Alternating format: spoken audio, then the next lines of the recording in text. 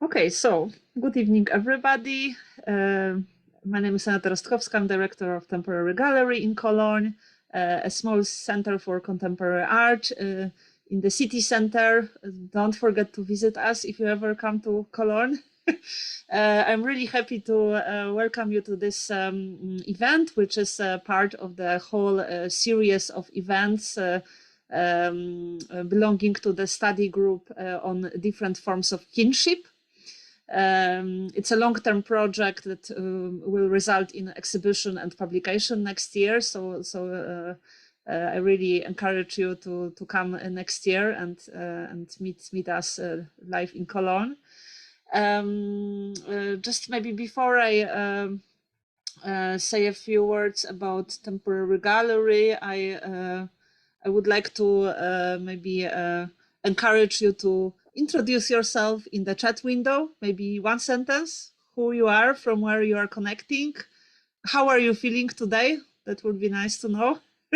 And in general, I encourage everyone to comment and be active also in the chat window.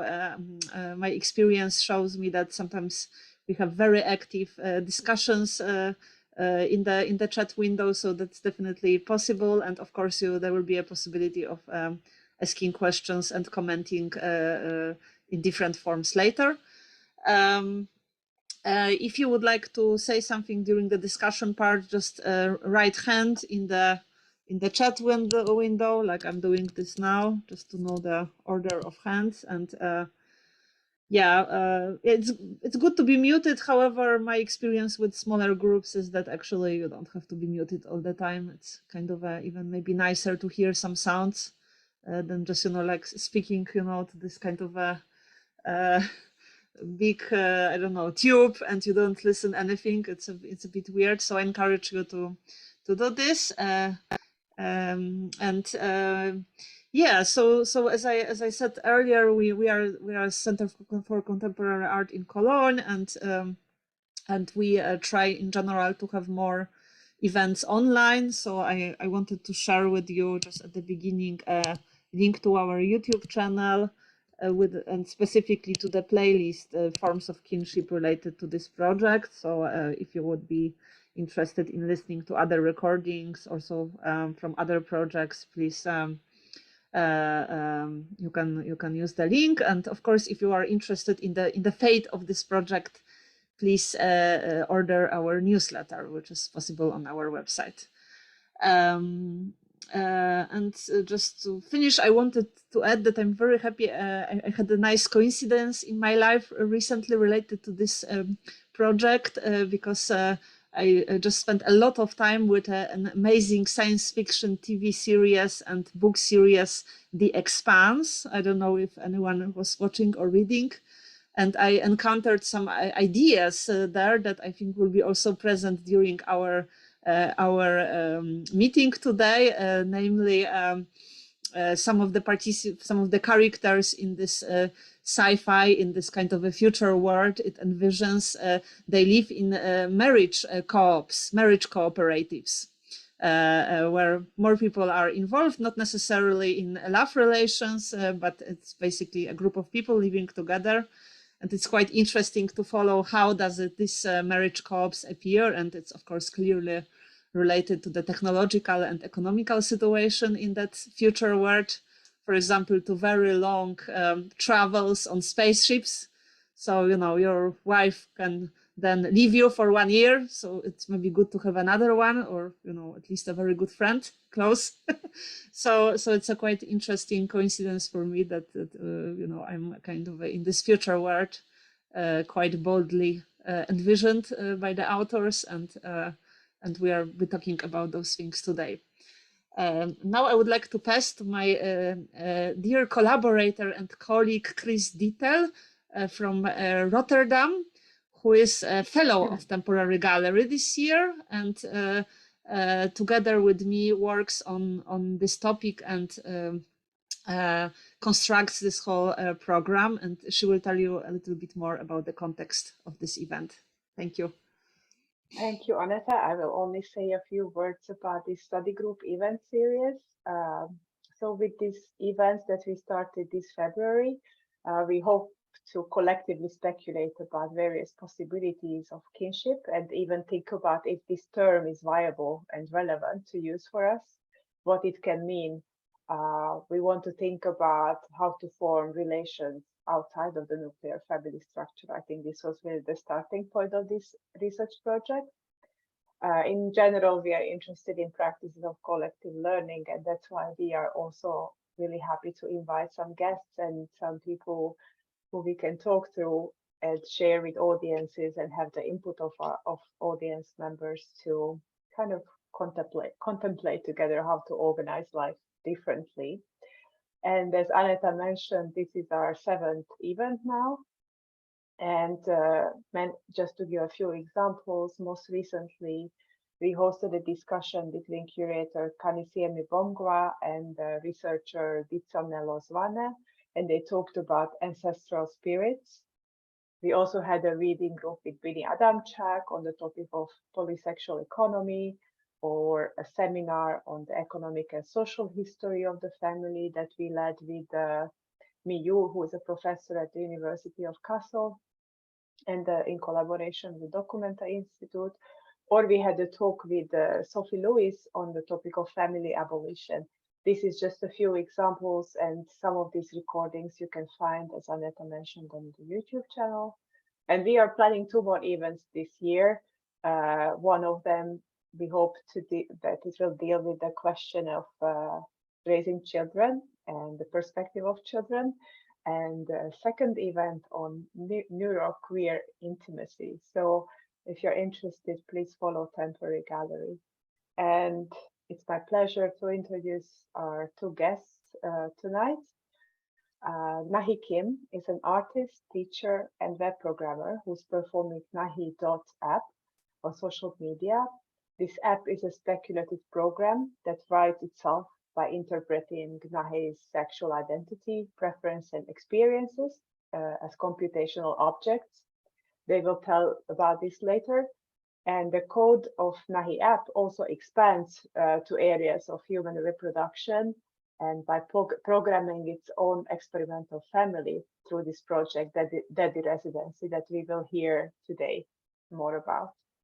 And Nahee will be in conversation with Jiyoung Kim, who works at Framer Framed in Amsterdam in public programs and research. And in her programming, she attempts to initiate a continuous stream of dialogue around Asia in the Dutch cultural landscape, as well as create junctions between various artistic and academic disciplines.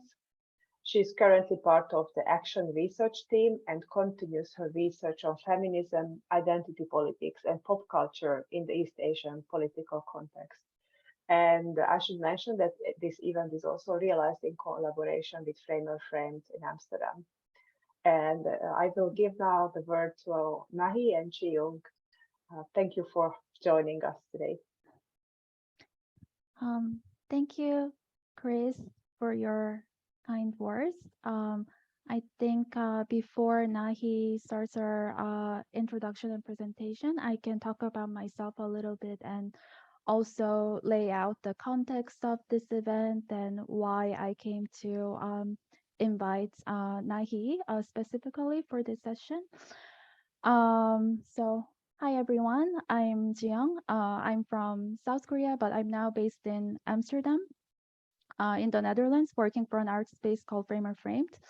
For those of you who may have not heard Framer Framed, it is a contemporary art space and also a project space in Amsterdam. And we have exhibitions, but also a lot of public programs with a lot of discursive topics that may or may not be affiliated with the main exhibitions. So since 2020, I've been coordinating and producing public programs at Framer Framed, and oftentimes they're based on my own research interest. And among them was this series of online panels called Female Voices I coordinated during pandemic.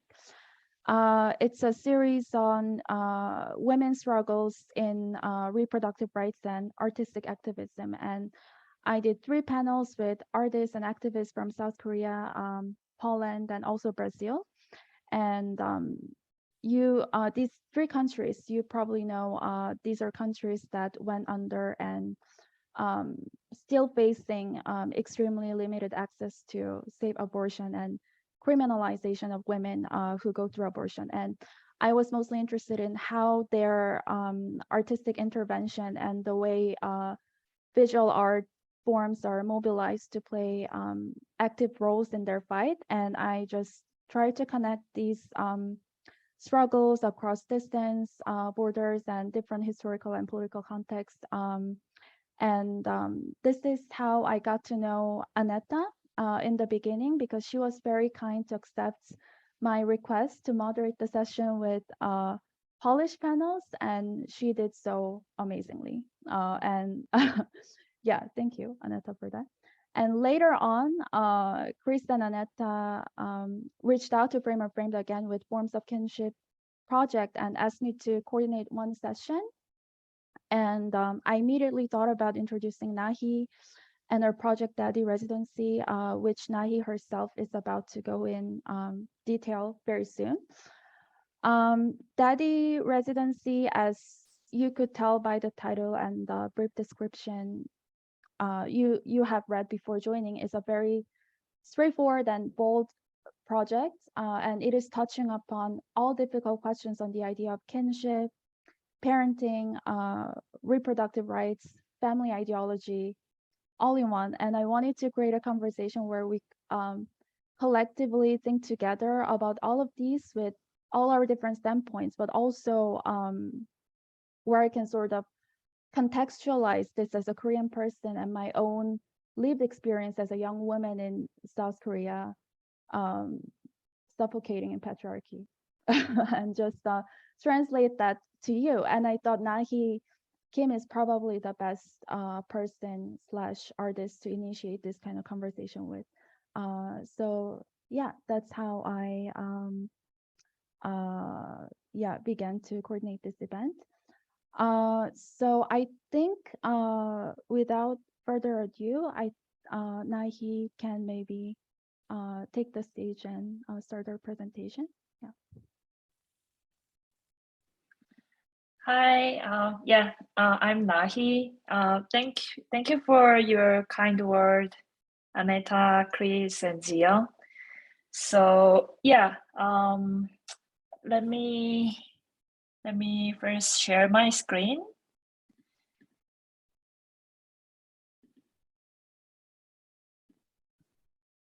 So yeah, I will have this my presentation like for like 20 minutes, and then like we will continue on the discussion on this project.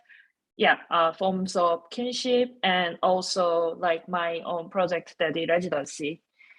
So yes, this is Nahee, who's an artist and a web programmer based in New York and Seoul. So I'm currently doing residency in Pioneer Works in Brooklyn. So I'm also a part of the Korean artist collective called Upte. And yeah, in this presentation, I'm going to briefly introduce my artistic practice and one of the projects, Daddy Residency. So yeah, in general, my artistic practice is about exploring possibilities of algorithmic expression of sexual experiences, and also discovering and raising issues around human reproduction. So this is one of my previous works called Handshake Erotica. So this poster is a sensually parodied version of a P2P network's communication initiation process.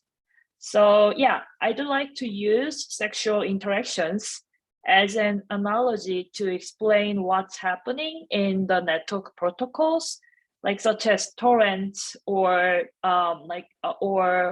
this protocol called Scuttlebutt network. Yeah, in my artistic practice.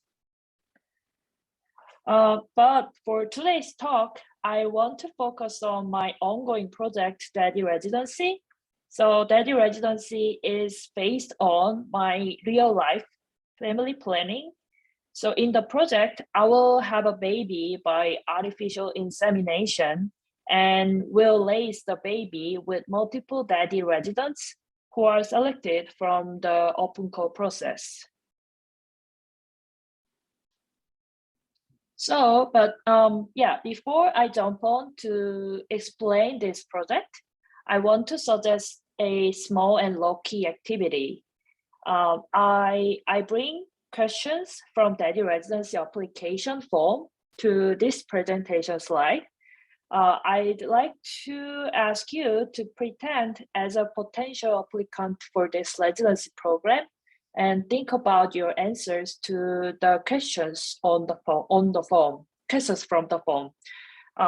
These are actually not that easy questions, and I also don't know well where to start to answer them.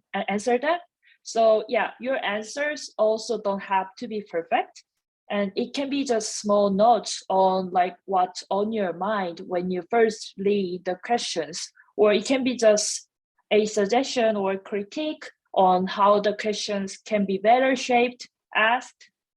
So if anyone is willing to share their thoughts or answers, you can do so by using like the sharing time after my presentation. So yeah, these are the questions. I read this out loud one by one.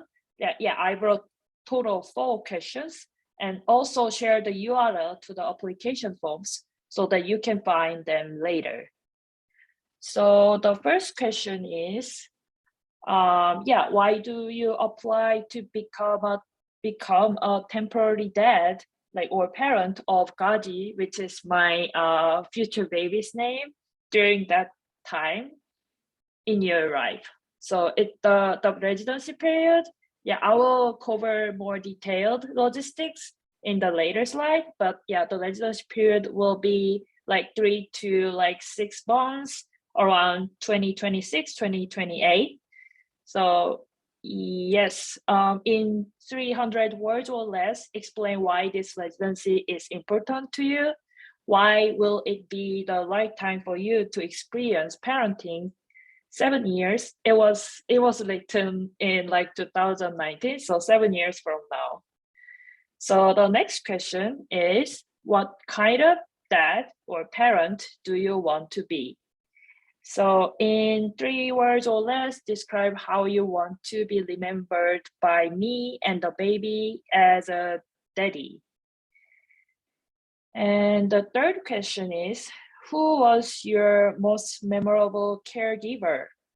What do you want to learn from them as a future caregiver? So, but this caregiver could be like one of your parents, grandparents, siblings, relatives, friends, partners, or pets. So also in 3 words or less, please share your memories with them briefly and explain which aspects of them you want to look like as a caregiver. So the last question I brought to this slide is, from now on, how will you train yourself to be a daddy until your residency begins? Please share a detailed plan to prepare for becoming a parent. To share some sketches or handwritten notes or any kind of multimedia description, attach the file using the attachment question below. So yeah, you can share like any like types of like your answer to this question. So those 4 questions are some excerpts questions from the original application form, and you can also find the other questions like which is more like very straightforward things like what's your name, like what's your age, things like that, from this website daddy-residency.com. and yeah, there's this apply button on the left bottom side, and if you click the button, it will direct you to the Google form with the questions I've just read out loud. So then let's get back to my presentation on Daddy Residency. So yeah, I want to start the background and motivation behind this project. The reason behind this project comes from my very long personal journey questioning the norms of society. What kind of norms exist in our society? For me, I've experienced these typical ones. So why is it so hard to find other types of family other than a nuclear family, although many people felt very disappointed and hurt inside this very typical family structure? I, as a person arising from a just general nuclear family, also have experienced a lot of family issues. For most of the time when I encountered those issues, I felt very powerless since it seemed like the issues couldn't be solved unless my family is ended. Why is it hard to avoid feeling isolated if a person decides not to marry or have a baby? As a woman in my early 30s, I'm starting to feel that pressure. And I've witnessed all the friends experiencing the more intense ones from their family and friends. Even one of them asked me if I wanted to marry them when I was younger and financially unstabilized. They offering me financial and social security in exchange for the marriage and a baby. So so those points led me to imagine different ways of making family. A family in which women can have more agency and the members of it are open, willing to be a part of this kind of dismantling family plan. So Daddy Residency is the result of that imagination rooted in my real experience. So it started to imagine a family which lets me have more control over my own family. But for now, after realizing that I was also trying to control the family and learning that's not what I want to accomplish through this project, I'm now working on changing the design and terms of this project to serve a more ultimate and general goal, to challenge the norms around current society's hetero-patriarchal family institutions. Let me pause a little bit here on my motivation behind the project. I'd like to share more details on the residency itself and how it came to fruition. So this open call was opened back in 2019 through the website daddy-residency.com. So I'm going to open the website.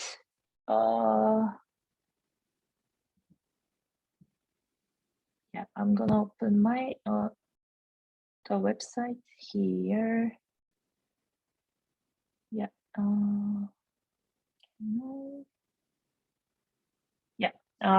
Here's the OpenCall website. Let me work through the requirements and some offerings to the Daddy residents. So this is introduction, and the Daddy residents are required to stay with me and my baby for the residency period, which is going to be like 3 months to half year. And they will not have any biological relation to the baby and they can have any gender. They will get a monthly stipend. They will get a monthly stipend as a compensation for their child-rearing labor. And I'm going to highly encourage the daddy residents to keep in touch with me and my baby even after their residency period ends. And also to protect the privacy of my family, the promotion and publish of the project in the context of my own artistic practice will be limited to the process of the resident selection. And the rest of the projects may be published in the future after I got permission from the family members, including my baby. In the website, there are more details about the requirements and some incentives for the selected applicants and overall timeline of this project. If anyone is interested in applying or learning more about the residency, you are welcome to visit the website. As seen in the slide. This is the same URL I left in the previous slide. So so far there is one applicant for the open call. So they based in Europe. From my understanding. But I've encountered several potential applicants just in real life, not through this official document. Most of those potential applicants were my friends or acquaintances. So I was so happy when I found like an interested applicant in my own social circle. But there were also some interested folks whom I've never met in real life. Some of them like just DM'd me and like told me that they are preparing the application form to apply for the residency. So I'm really interested in having a chat with them, like even before they submit the applications. So personally, I felt some kind of like allyship, like sometimes like a more like kinship, like with them, even though I've never met them in real life.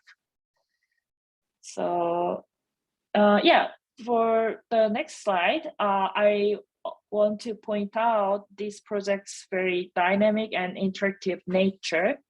So the original plan for the residency I published back in 2019 has been changed so much so that the execution of the project can be more careful about all the participants, like including my baby, including all those parents.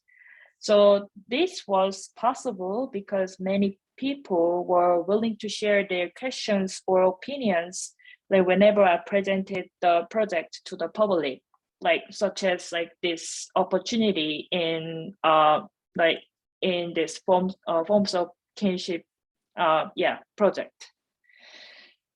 So so these are the questions I got from those public sharings, and those critical questions raised by the audience, the audience led me to go deeper into my intentions and impulses behind this project, and to research more about the problems of current kinship institutions.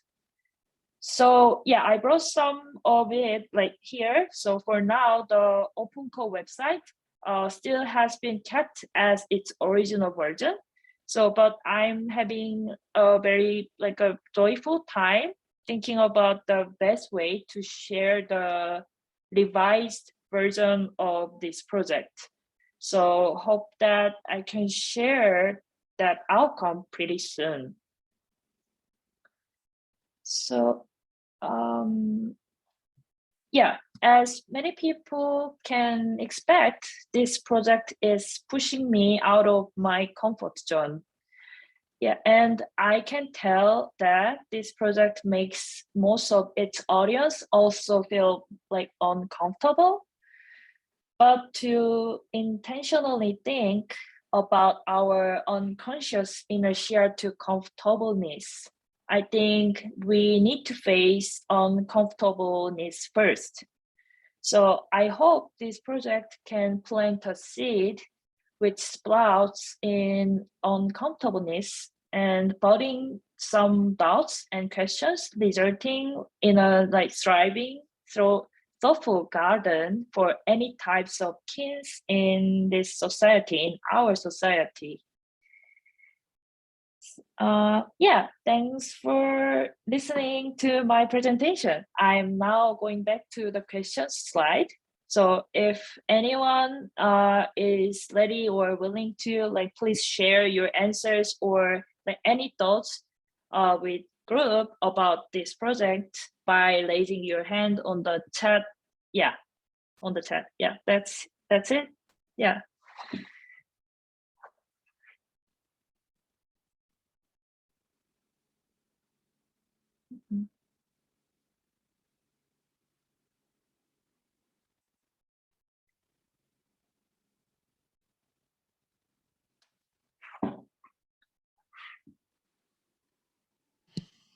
My initial reaction is actually quite enthusiastic. Okay. I think you are very, very bold, but I kind of, I don't know. I'm have very positive attitude towards it. I think it's a very interesting way of mixing maybe private life and work.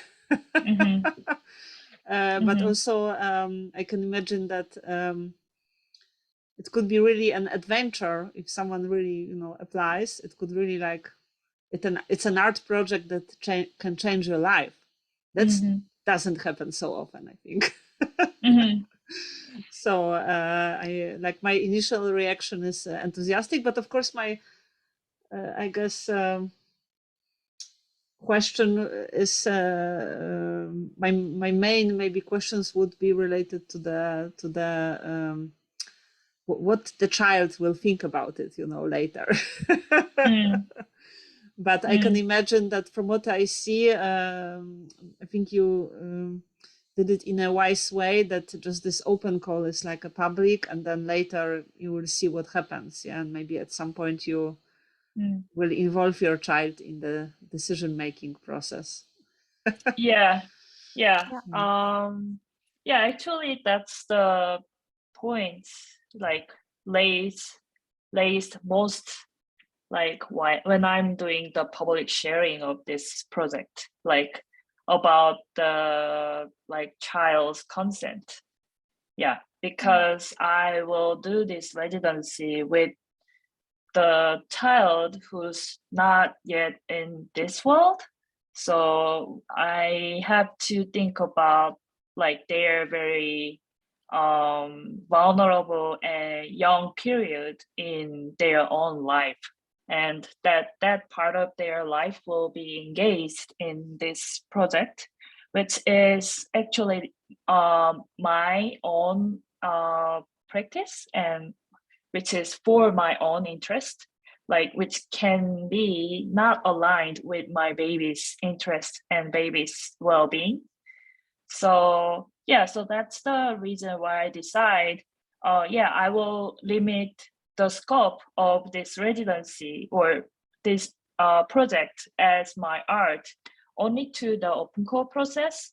Yeah, because I think after daddies are selected in this process, we can we can yield some good outcomes as a family, just inside privately.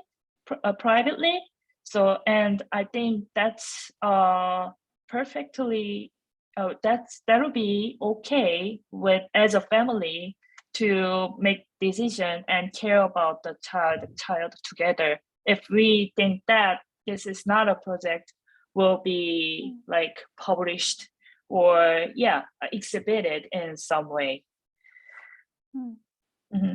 Yeah, I did want to go into a bit in depth about this aspects actually in the later part of the discussion, but since it has arisen already, I think maybe we can talk about it a little more while people are looking at these questions. Because I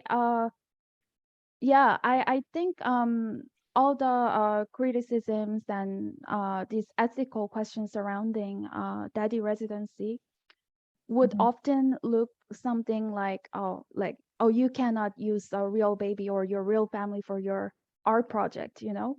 But I do see that it is a way complex matter than what this question would suggest on a superficial level. Because, for example, as far as I know, my own parents, for example, they were experimenting with me when I'm their first child, and they were also experimenting with me. They meticulously planned out my life during my childhood, and they successfully did so. And they had a massive control over my body when I was young. I had no bodily autonomy whatsoever as a child, and they were and they were most definitely using me to also fulfill their own ego and own personal interest, even if with good intentions, you know.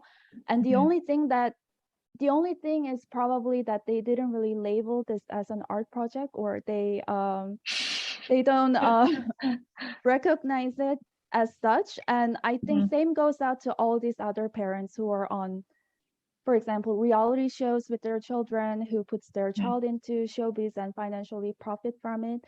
But these kind of things take significantly less blame, I think, and people can just accept it as, you know, like parents doing what they want to do with their children, even with the clearly problematic aspects of these actions. So I feel like the act of reproduction and pushing a baby out to the world is maybe intrinsically and inextricably somewhat unethical, in a sense that babies in the very beginning, they have no autonomy whatsoever, and naturally the parents have to do things for them. So I thought if there should be any ethical questions about daddy residency, it should be more grounded on the real practical challenges that follows when you carry out this plan, rather than just say, oh, you cannot use baby for art. Because I feel like in your practice, the line between art and life gets very blurred. So when I was thinking about practical challenges, I think about kinship and the challenges of communal childcare and child rearing, and this idea of raising a child together. Sorry, my explanation is getting longer and longer, but I'm getting to the question. So because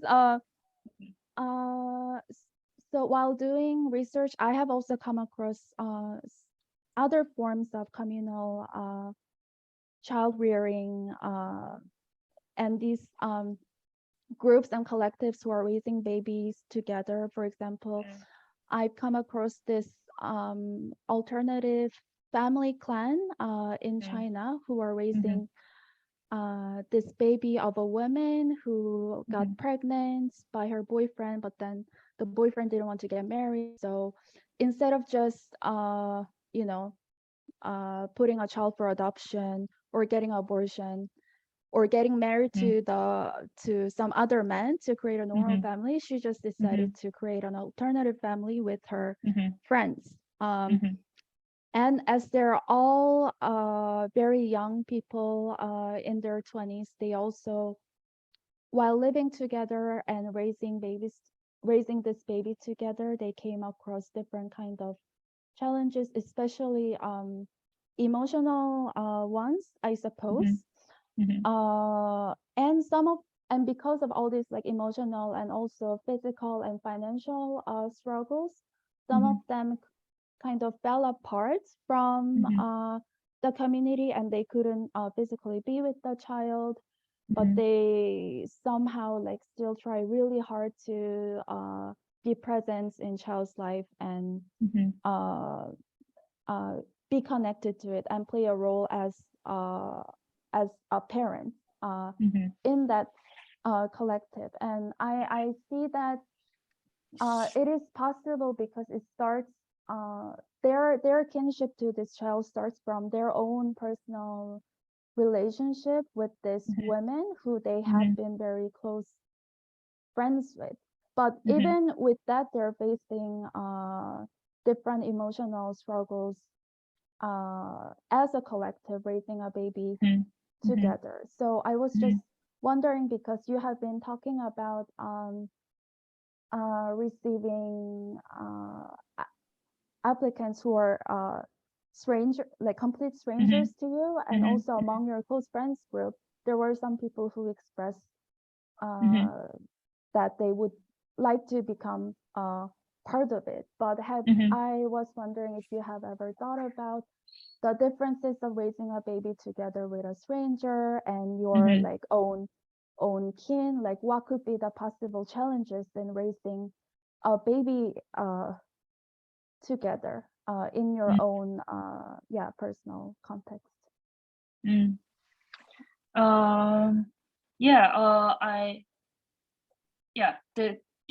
I have some multiple reactions, like different reactions, because like you pointed out many things for this question. So starting from like the reality of parenting or giving birth to the child. So I totally agree with that point. I think even though like many people trying to like organize and plan for their pregnancy and raising child very carefully, I think I also agree with that. There's still like many parents like doing this very new and hard thing at that, like they are not that prepared, or like they are also make some mistakes, and also misuse their like power over their child in many ways. So that was actually the exact reason why I only scoped this residency for the open call period. So like, because I think this project makes some like portal to the people to talk about like someone's private, like a family, because it became art project. This family itself like became art project. So usually people don't want to talk about like the other family because it's very private matter. So I think that might be the reason like why like parents can like raise their child their own way, and many people don't want to touch that subject. But this project like gives people that possibility. Oh, you can like talk about or critique about this project, this family, because this is also this woman's art project. So I realized the difference by like sharing this project with many people.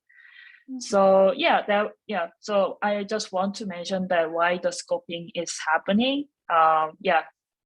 It's the difference like between my original first version of open call project in 2019 and the version of now I have it. So that's the one thing. And for the difference, raising the child with total strangers and with like some kin, like some friends or people I've already known in my life. So I also worried a lot, like open this residency position to all the people in the world. So like I can also say that I will do this project with only my trusted friends, but I anyway, like, in the end decide to open this residency to all people, because I think I still have installed many tools in the project to prevent the like danger or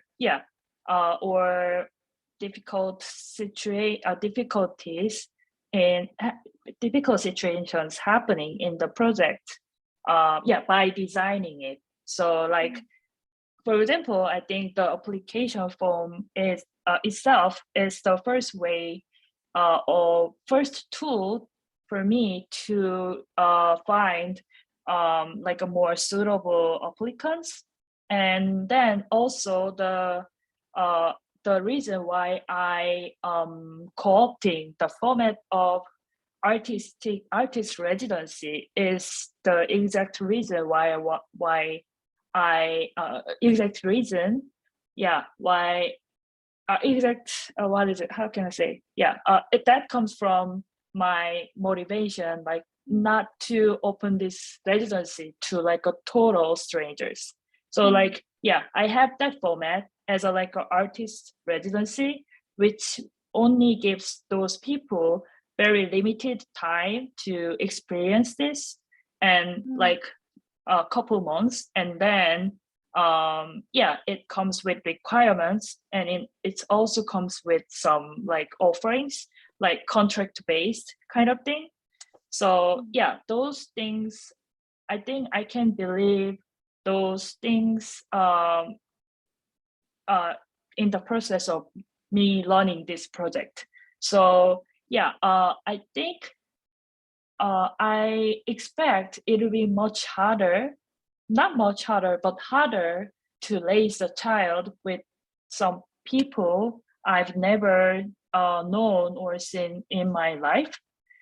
But I think I hope that the residency's format itself will give me enough opportunity to know about that person and build some trust before the actual residency starts.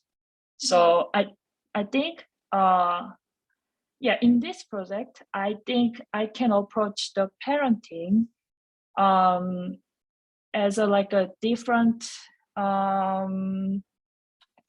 form of social relationship, like social but very intimate relationship, other than I think I try to separate like a whole aspect of building a heteronormative family. So like everything happens all at once, like when you decide to marry and start a family, like you love a person and you decide to marry them, and you start to have like a big accountability towards that partner, and also like you may have a child which needs like a lot of your help.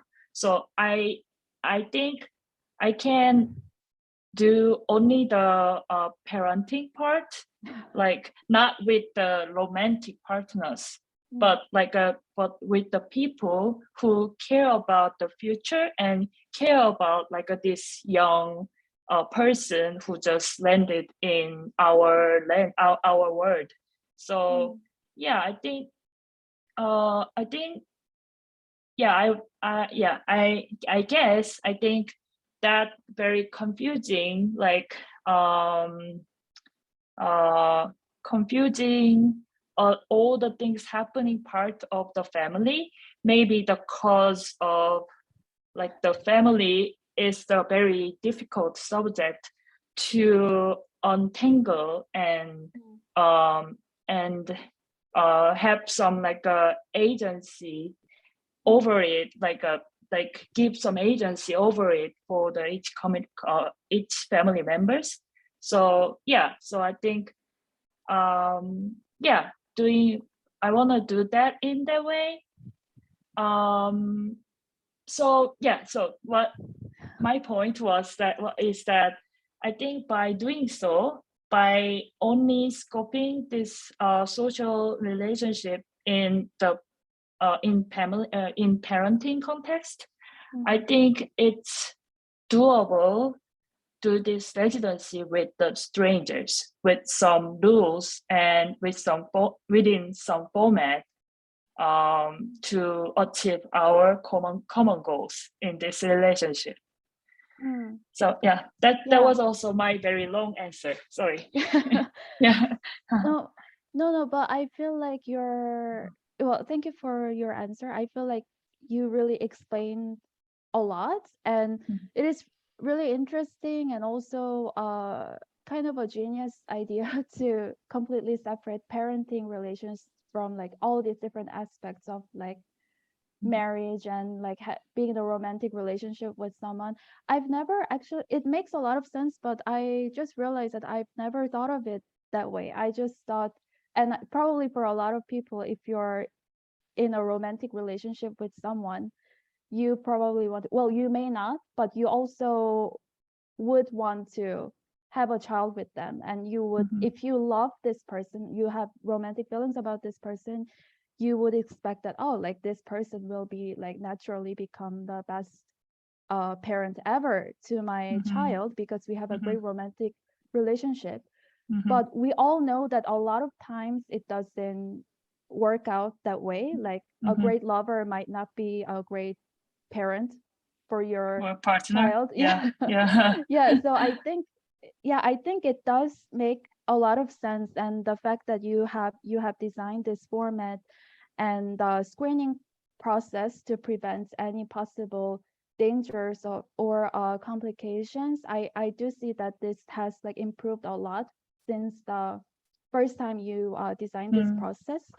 But I do want to ask, like, what would be the screening process like? Because I see that you did make this questionnaires for applicants to answer, and I somehow see like what you view as important for your like potential daddy. But I want to ask you like a reverse question, like what do you see as the important quality for a parent or like a potential parent candidate? Yeah.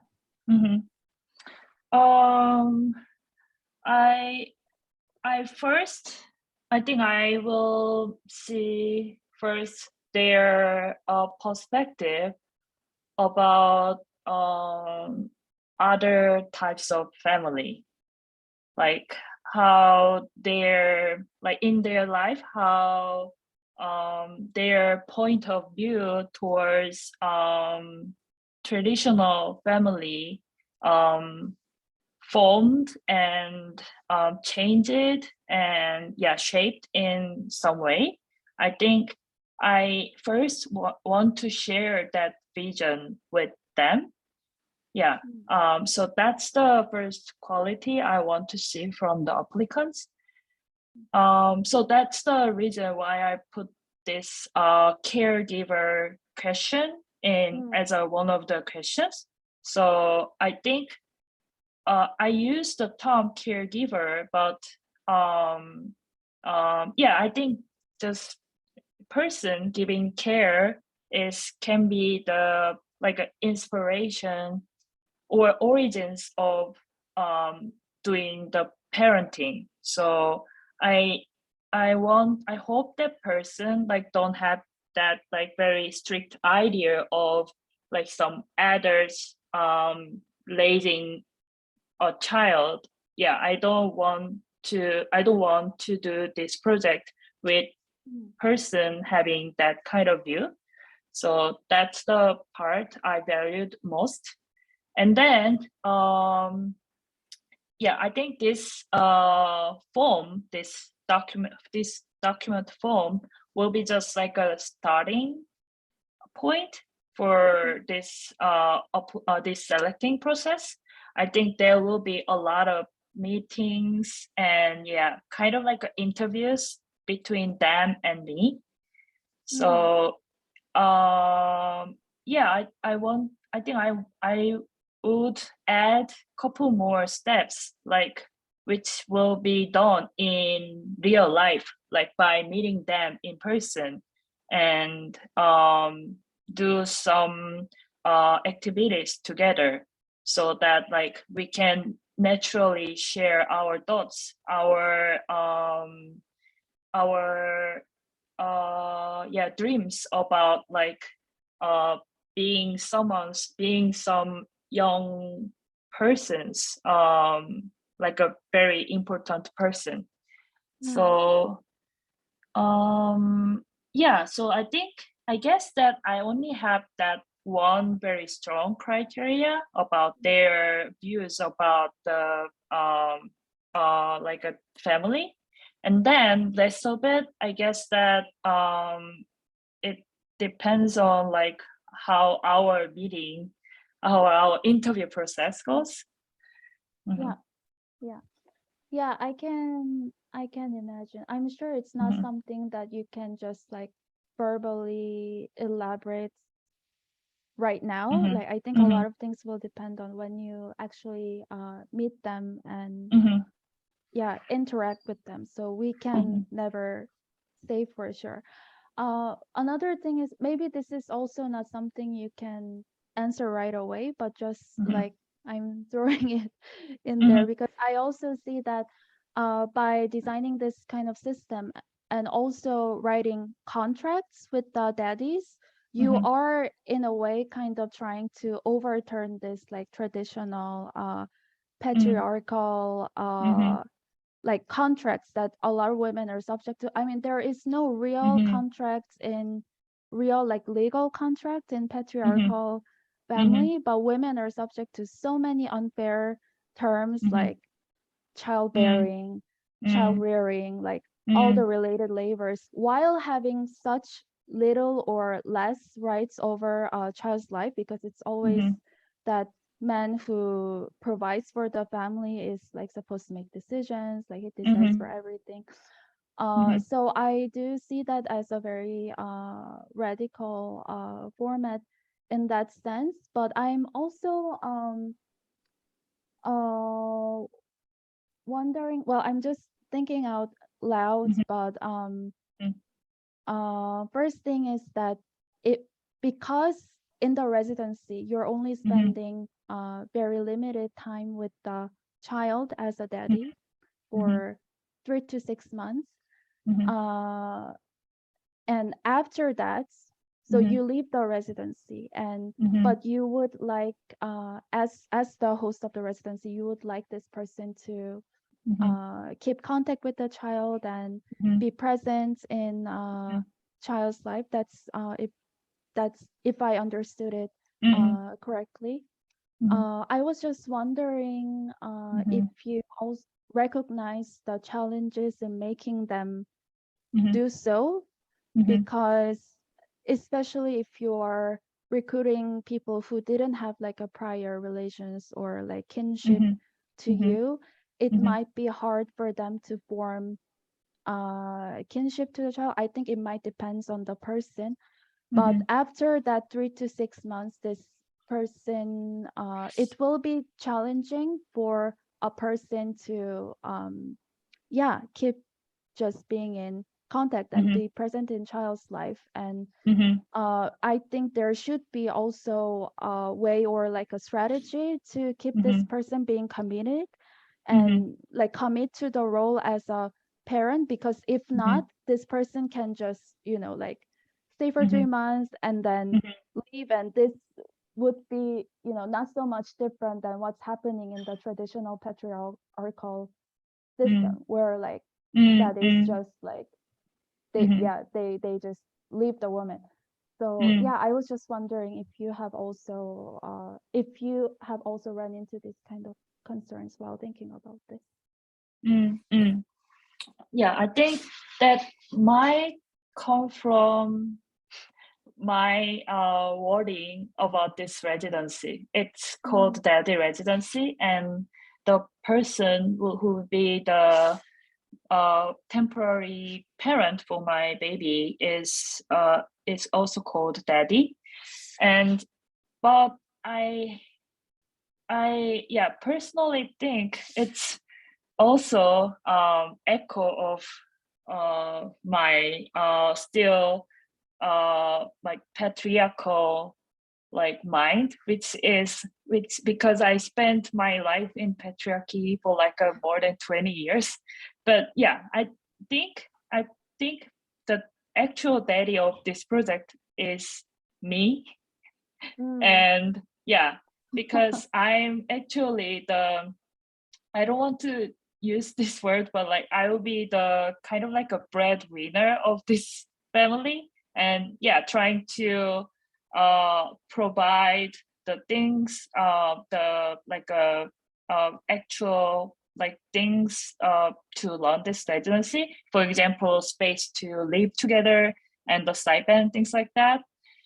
So I think in that sense, if that person like after like finish this residency, if that person intentionally or unintentionally decides, oh yeah, I don't want to keep the relationship with this family for like too intimately, or like for in any forms, I think I would accept that person's decision, because I think I actually treat these temporary parents as mother of this child, if we're gonna use that analogy from the patriarchy society. And I actually personally want to give that freedom to the mothers to leave the family if they want to, if they decide to do so. So yeah, but I will tempt the person to keep engaged in the family by by keeping them updated, by sending them some emails about how this family is going, and yeah, some letters and some events like family retreat, like every year, things like that, so that will give them enough opportunity to feel very joyous, be part of this family. But yeah, I want to give that freedom to those people. Yeah, I think that's also part of my attempt to make some changes in traditional patriarchal society. Yeah. If parents want to leave, and especially there's a person who said, yeah, I will be in charge of this family.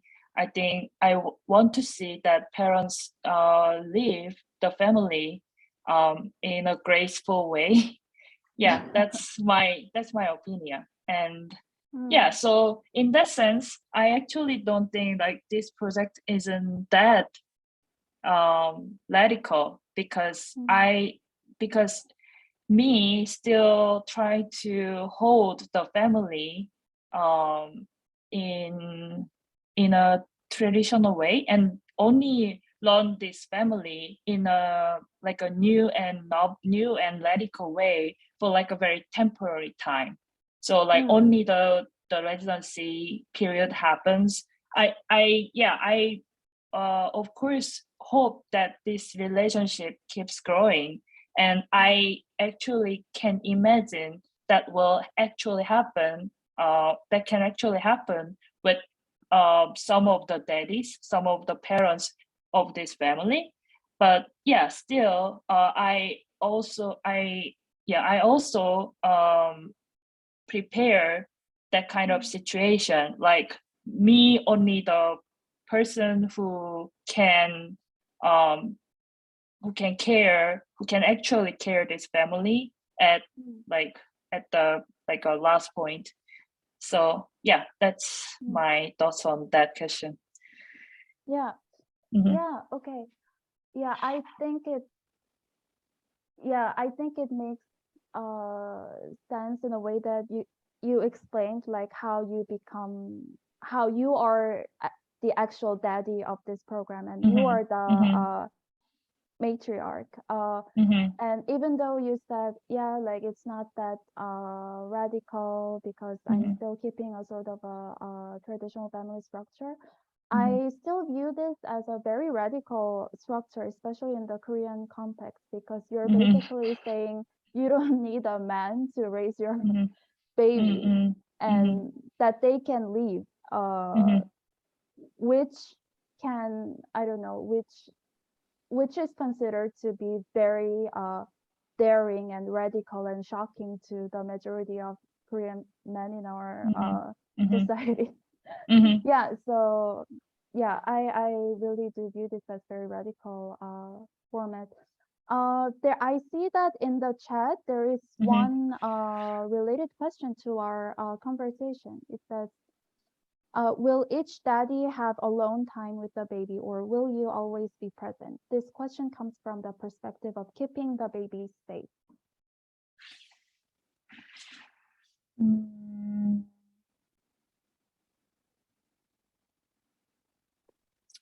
I think the person will have their own time to be with the baby. That will happen. So yeah, this means that I need to be very careful about to select the daddy. So yeah, that will be like very challenging point to me to select those daddies. But yeah. Yeah, and then maybe we can also just like briefly touch upon this fundamental question of maybe you've already, I imagine you've already got a lot of related questions to this, but it's about the naming of this project and how does the name Daddy Residency sort of conflict with contemporary norms and connotations of the word daddy. Like I think there are two aspects. First one is obviously the fact that we've already discussed, like how it reflects a traditional normative family ideology and gender binary format, like where there's a mom and dad. So even though you have specified that there is like no gender rules or limits in your open call, there have been people who criticized like how it's called daddy residencies, because they were like, oh, like what about mommies and non-daddies, you know? And another thing is like how in contemporary culture, contemporary pop culture, daddy doesn't even mean like it. When people say daddy nowadays, most of the time, like they're not even talking about their real daddies. Like it's about something sexual or like sugar daddies, for example. So I can see that how a lot of people, for different reasons of their own, find this name either problematic or provocative, and they just feel uncomfortable with it. And you are based in 2 different cities at the moment. Like you are based in Seoul and also in New York in the United States, and you have experience presenting this project with the audiences, to the audiences in respective cities. So I was just very curious about like how the different audiences react and engage with it, and yeah, what are your thoughts on it? Like, were there any differences in like how audiences reacted? Yeah, in different cities. And, So so I want to start answering that question by sharing my experience in Korea. So people really worried about this project whenever they heard what's actually gonna happen in this project. Like they said, like this person, they almost had this stance like, oh, this person may be sick, like this shouldn't be allowed, this should be illegal. They don't say in that way, but like I can tell that like they are very distressed by the fact that like someone actually like planned to do this in real life.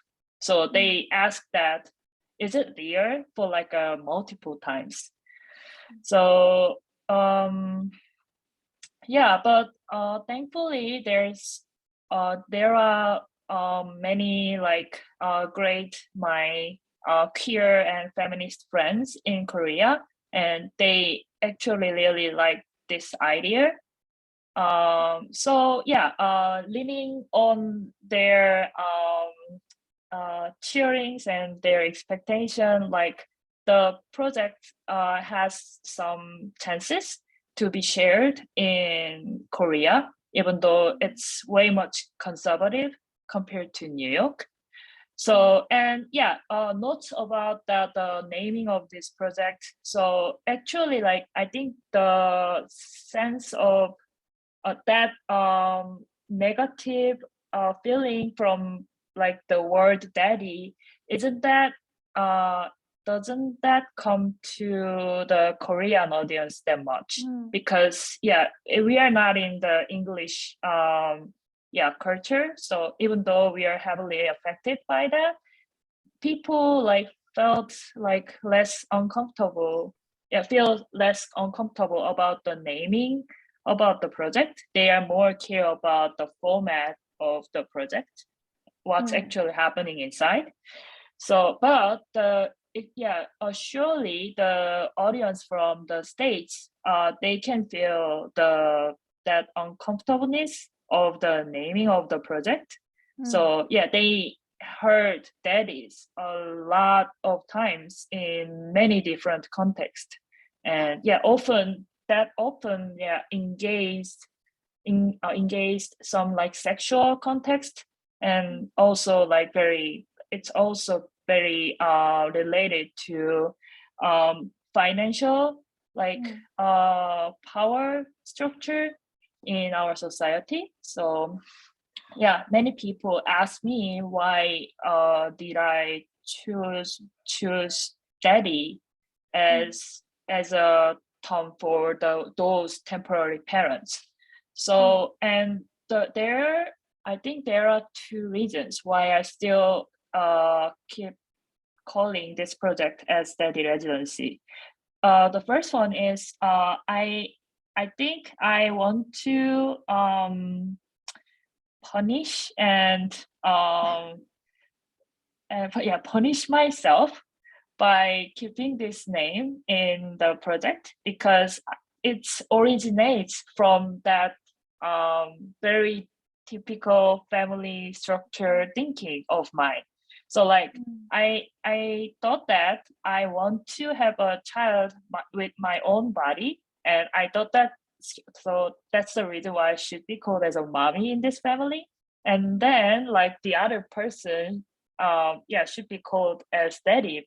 Yeah, because usually in like those very traditional families, like parents are like consist of one daddy and one mommy.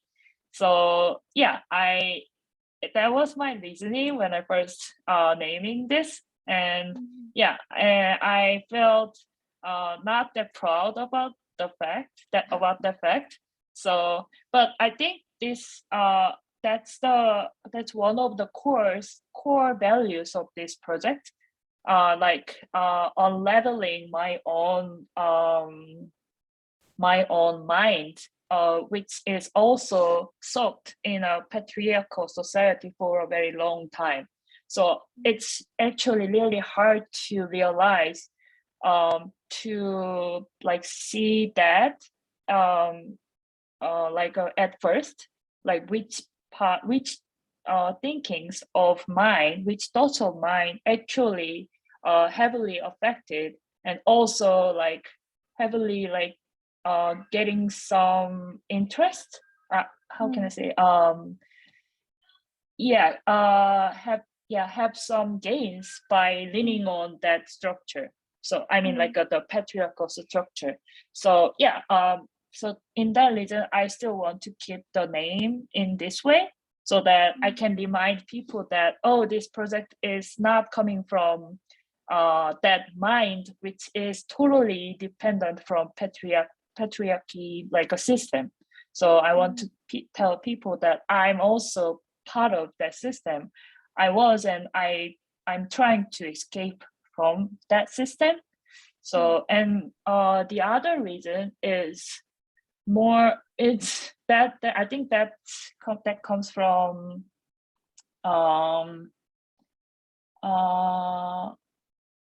yeah, that is more related to like a marketing strategy, which also feels not that good. So Daddy Residency is easy to call and gives people's like a many imagination when first at a first glance.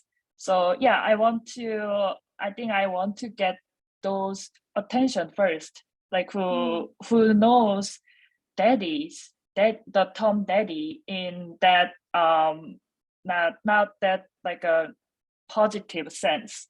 So yeah, I think opening, I think I want to make a also like a small side way to open the discussion about why we feel this uncomfortable when the word daddy is connected to the actual family project, even though daddy is coming from the family. So yeah, that's my two reasons why I still keep this project.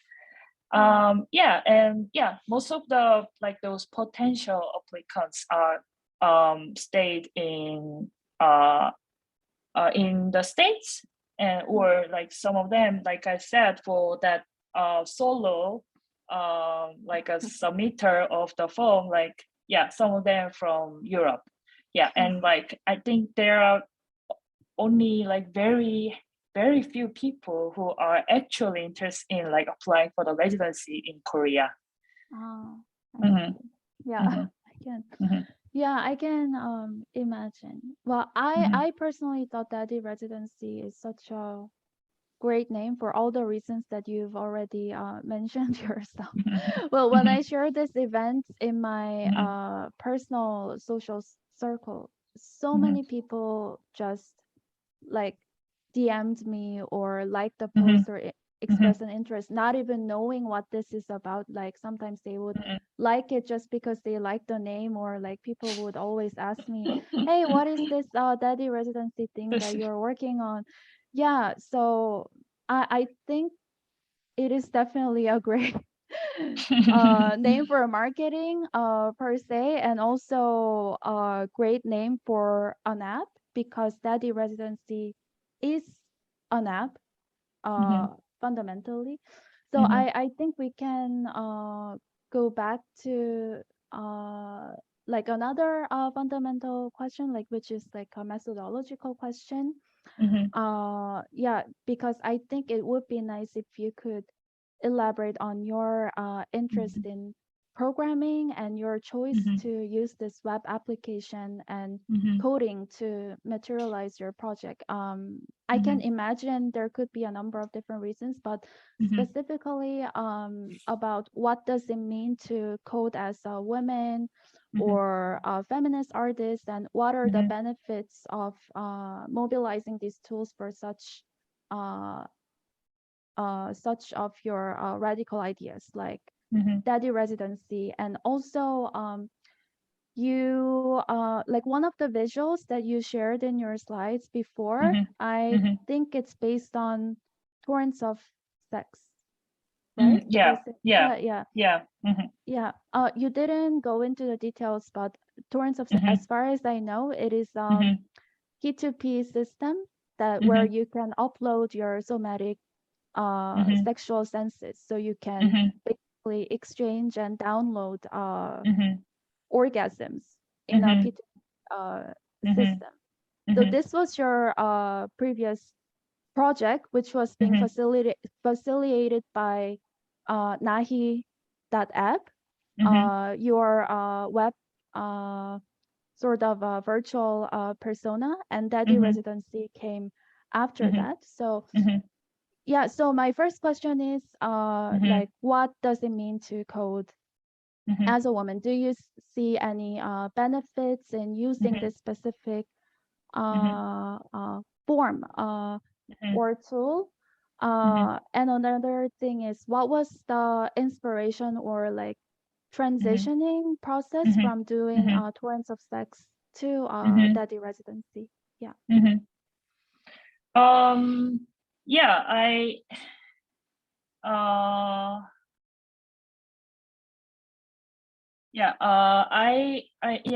let me start from why I started to code. So so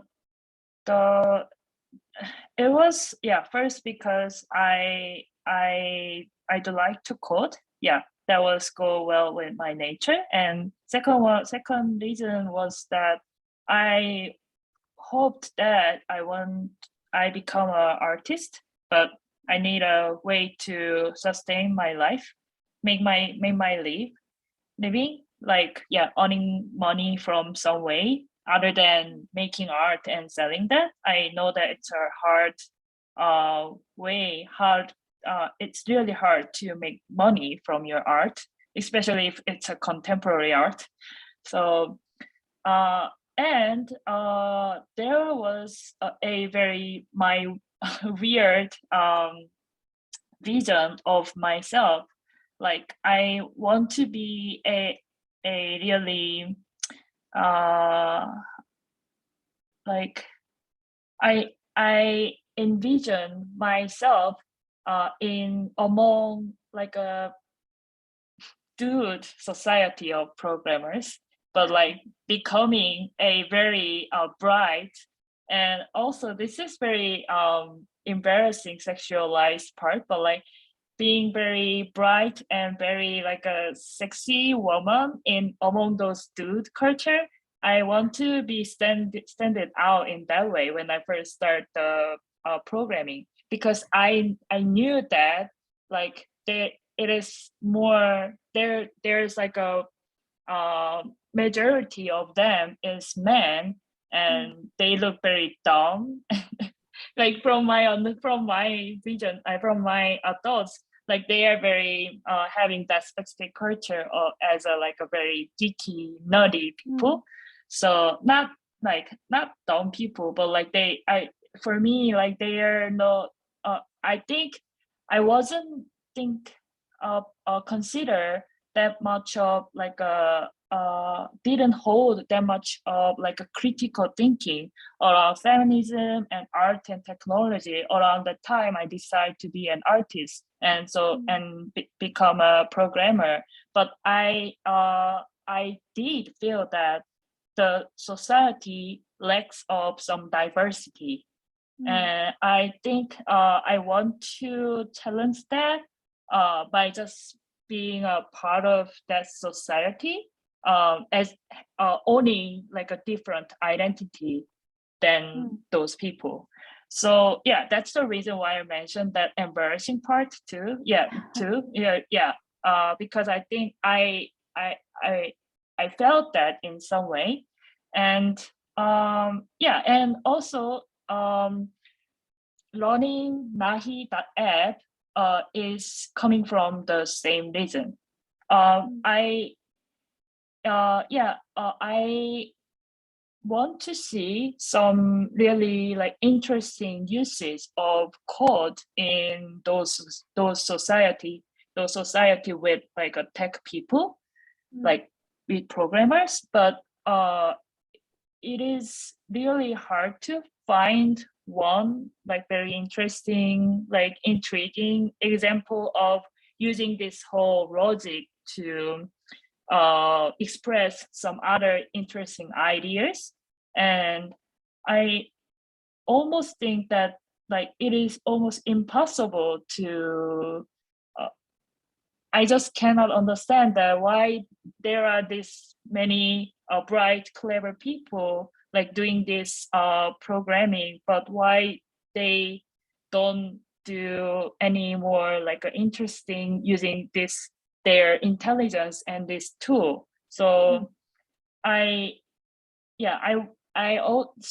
want to challenge that part too by connecting sexuality to the code which is very extremely in a different land from like most of the people's understanding. So yeah, sex and like a code, other than those like porns or those contents, those explicit contents in online, they have very weak connection from my perspective as a programmer. And I know that I can talk about both things together in my practice well. So I start to stitch those very wide divergence between those two areas in my practice by doing the Nahee app.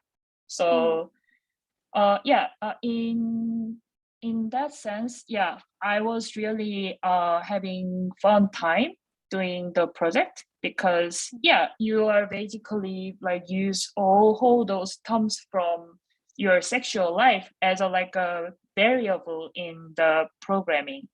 So that was my Nahee like project background.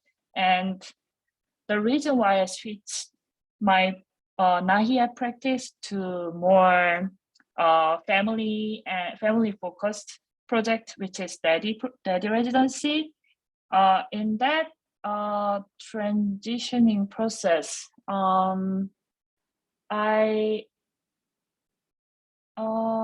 first I think I felt a little bit limited by only talking about sexual behavior separately in like the format of code. So first talking about using code as your main artistic medium is a bit that itself, like I think, limits the audience who can enjoy the artwork, because it's almost another language, another new language you need to learn and acquaint it if you want to get more context. I don't like that aspect of programming, so I want to broaden the format of my artistic practice. So that was the one reason. And also, I think it's very natural, like development, like by starting from like sexual, like purely like a sexual exchange, sexual interaction, and then it's too obvious that has some connection to reproduction system in our society. So like whenever I try to think that separately, only thinking about like the fun and joy about like a sexual interaction, like it's really hard for me to not getting back to those like injustice in reproduction system in our current society. So I do feel that I need some bridge to get over to more structural part of this thinking. So that's the two reasons of that. And I actually like originally started this project in the structure of Nahee app orders something to human Nahee to do this project called Daddy Residency. And the reason behind that is just because I think I can avoid some kind of accountability behind this very huge and bold project by pushing that accountability to my alter ego, which is Nahee app. But that actually never happens, because human Nahee always had to be present and answer those questions whenever some like critical points be raised. So I just like gave up that concept. And yeah, this is Nahee's humanized project. Nahee is not engaged. Nahee has its own world. So it's now separated in that way. I see. Yeah, thank you.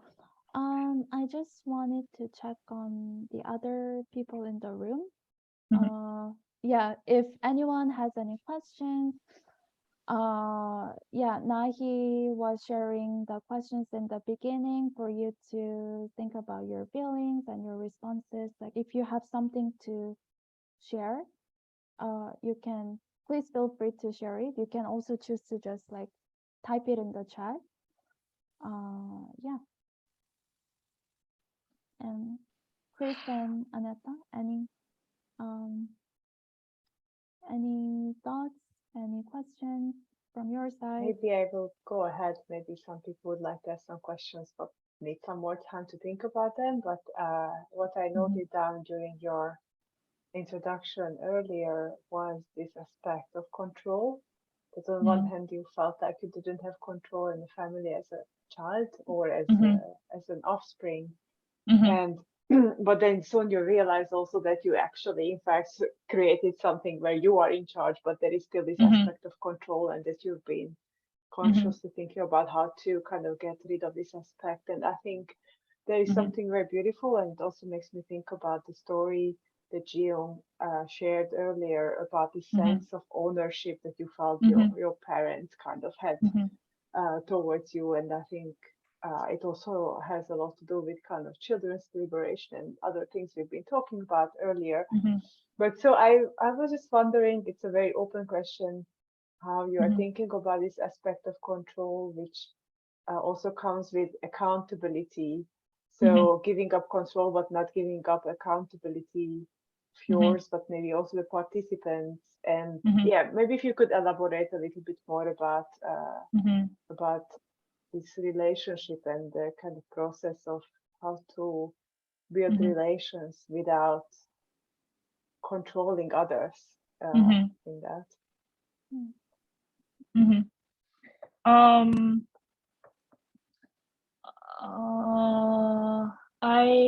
I think it is not possible, like for me to run this project, like not like by controlling the project by myself. Because it's still within like some specific format, like in a residency format. So I had to like limit their participants period to stay in the residency, and I have to ask this requirements, and I also will sign on the contract with the residents. So which means said that I have some control over this items, like over the residency participants. But for that control part, I think I want to separate my urge to control by doing my art project from controlling the family, controlling the family as a king or any patriarchal in that community. So which means that I think the Daddy Residency itself is actually started from my urge to own an agency over my own family planning. So that is also me like trying to grasp control over my life by claiming this in a very public format. So, but that control process actually kept happening in my Nahee practice. So by using programming language and call myself as a program, as a machine. I was like, I hope that I own a full agency over my romantic or sexual relationship. So like, because I'm the programmer of this app, I have like a full agency over this agent, over this entity. So that like a urge to owner control over my own body and my own relationship, like keeps represented as an artwork in my practice. So like as in Nahee app and also as in Daddy Residency. But I think I try to find a way that my hope to regain my control over my own life and my sexuality and my family planning, not affect the other people who will be in this family. For example, my child and the other parents. So I want to find a way to separate the different types of controls over this project.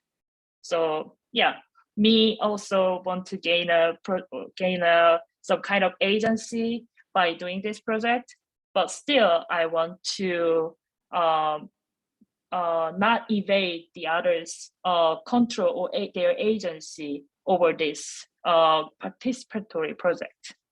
Yeah.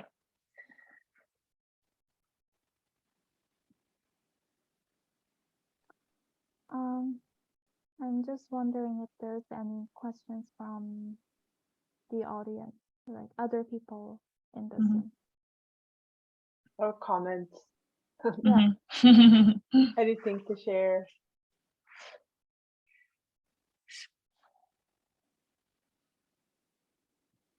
Well, I don't really know where to start. In the first moment when I learned about this project, it was like, oh, wow, how can she do that? Obviously, I think it's a common reaction. Next moment, I had a look at the different kind of families in my bubble, and I thought, okay, there are many different kind of patchwork, failed patchwork, re-established patchwork, and maybe it's not that different. The difference is it would be intentional. And now I really wonder how you can do that intentionally. I mean, you would start a patchwork for every 3 to 6 months and then stop that patchwork and establish another one, regardless of how good or bad the last one was. So I guess that might be really challenging, but I have a lot of respect for that idea. I hope it works out that way. I don't know if it would be something for me, because, well, it sounds like a kind of rental debt for some time, like you rent a car. This is evil. I don't mean it that way, but like, okay, I will put some emotional investment into having that residency for a limited time and then leave, and I will know before that I will be leaving. I have no answer to that. So is it a comment, a question? I don't know. I'm thinking. So you can't reply to that because I didn't answer a question.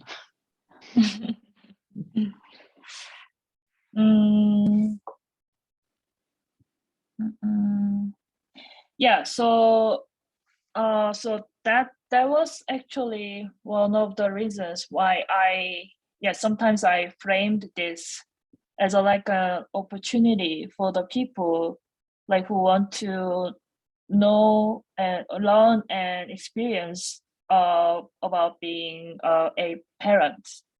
So so like it can be also, it can be a opportunity for some people because it will happen in a very limited time, and everything is already like very pretty organized like by me. So Kind of a training session.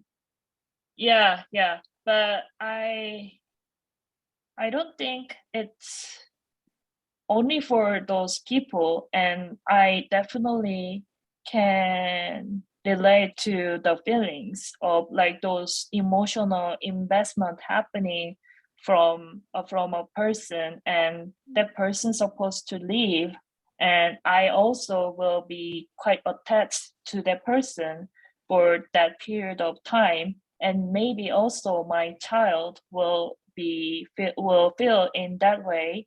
And Hopefully, yeah. yeah, and it's gonna be really hard for us like define this relationship, call this relationship as a family, but we have that like a specific point to say goodbye to each other, even though we will keep in touch in other formats. So yeah, the next thing I want to include more in this residency project is how will I specify the part can be changed by during the residency period. I mean, for now, I'm the only one who set the rules, and about like how this supposed to go, like about the period of the time duration of the residency, or the format of like how they should stay, like, not should, but like what kind of things they need to do while they are with me and my child. But I think also like including the name for those parents, like which is daddy, but I suppose like it's not the term you want to be called. For many people, so I want to define that like there's gonna be many parts will be changed from the input of these parents. I think that I think that should happen. So and those leaving the family and saying goodbye to me and my baby part may be changed in some way by having those discussion about redesign this residency with the participants. So I also heard that like some people may want to participate this residency as a couple, not as a solo parent, because this structure of me and other residents and baby is also the structure of the traditional nuclear family. So, but why not like a multiple like parents, more than two, like be engaged in the family child rearing? So that's also like possible. Like it's just it wasn't in my imagination at the first place. So I think there's many parts will be changed once I actually start this conversation with the participants. It's actually sorry. Go ahead. No, Please go ahead. no, nothing important. But I do see that like this participatory aspect and also the collaborative elements in designing your project based on the actual process and the experiences of the participants. It's very crucial and very important, and I think that will maybe like could possibly develop into the actual community, like where like based on their experiences in the residency, like and keep contacts in a more like sustainable and systemical way, like rather than like individual base. And this could, I don't know, like develop into some kind of a protocol. Like I suppose like you are already planning this, but you know how we always say, like whenever we encounter like a mistreated, like the cases of a mistreated child, we are like, oh, there should be a certificate to become a parent, or like there should be like this like specific training for the parents. But but in reality, there is no such thing like systemically happening, like on like government level or like national level. And I think this sort of like community building and making like protocols together collectively, it is a very interesting like experiment to go to go to that direction. Yeah, I think what I just wanted to add was also something about this question about if you were thinking about communizing more this relation, because now you have, as I understood, kind of a structure, a linear structure, and one daddy comes after the other. And what happens indeed when there are multiple people, or some people stay on longer and others join. And I imagine, as I hear you speaking, that it's also something that would evolve as you go. And another thing I was going to say, I kind of lost my thought in between, but I think this aspect of kind of figuring out together with others and the child is really interesting. Oh yes, I know.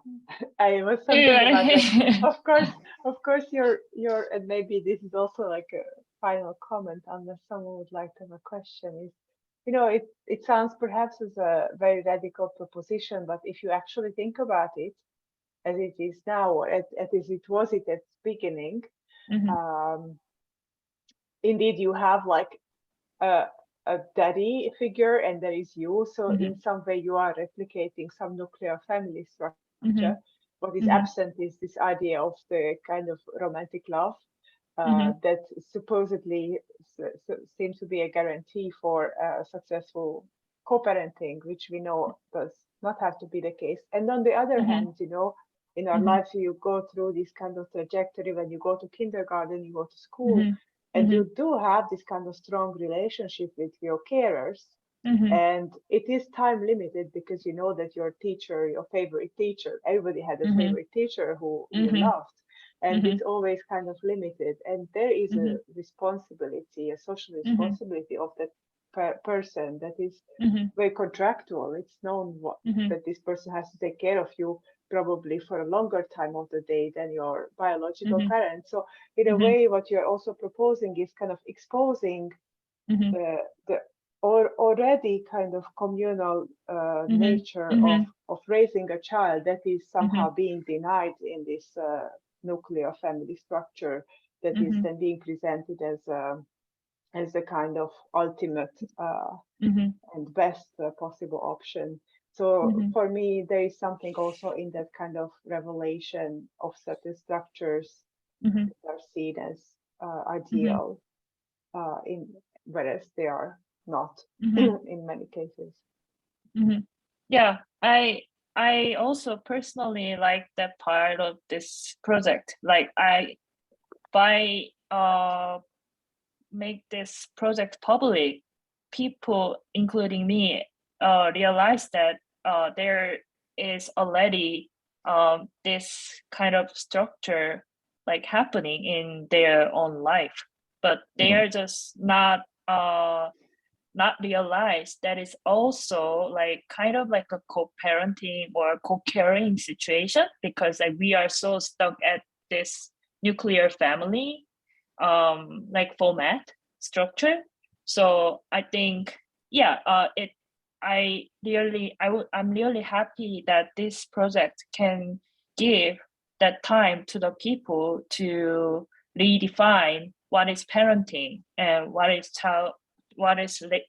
caring for other people by going through the terms and the requirements of this residency. So they can say that, yeah, I think if a person is very critical and then, oh, you know what, like it's not that radical, it's actually already happened in our life in this way. I think that that finding itself is very valuable. They realize that, yeah, they have this whole thing in real life. They already have that in real life actually. So yeah, they can broaden their perspective around what is family and yeah, what is parenting. Yeah, by critiquing my project. So